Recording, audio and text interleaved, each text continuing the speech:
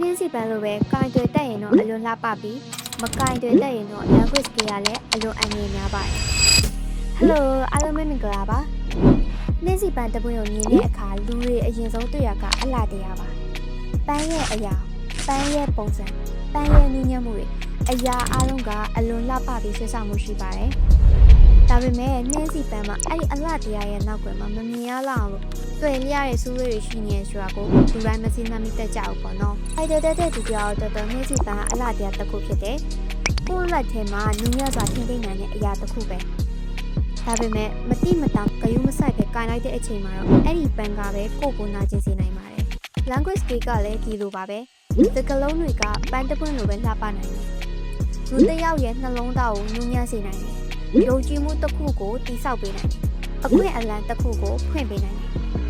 ။ဒါပေမဲ့တစ်ခါတည်းရမှာစကားလုံးတစ်ခုပဲဘဝတစ်ခုကိုပြောင်းလဲသွားနိုင်ပါတယ်ရှင့်။ဒါပေမဲ့အဲ့ဒီစကားလုံးတွေကိုမစင်စားပဲသုံးလိုက်တဲ့အခါအတိတ်ပဲမမှန်ပဲပြောလိုက်တဲ့အခါမသိတော်တဲ့နေရာမှာထုတ်ဖော်လိုက်တဲ့အခါအဲ့ဒါတွေကနူးညံ့မှုမဟုတ်တော့ပါဘူး။အဲ့ဒါတွေကအန္တရာယ်ဖြစ်လာပါတယ်ရှင့်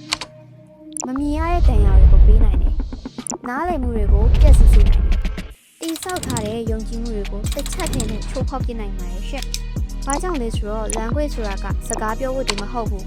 ကိုယ့်ရဲ့အတွေ့အမြင်ကိုယ့်ရဲ့အဆင့်အတန်းကိုယ့်ရဲ့တန်ဖိုးတွေကိုထင်ဟပ်ပြတဲ့အင်အားတစ်ခုပါပဲရှင်ဒါကြောင့်မို့လို့နှင်းစီပန်းကိုကင်တယ်လို့ပဲ language skill ကိုလည်းသိမြင်မှုနဲ့ကင်တယ်တခုလိုအပ်ပါတယ် language skill ဆိုတာကတတ်တယ်ဆိုတာကအလိုတုံးတက်လဲဆိုတာကအိုအရေးကြီးပါတယ်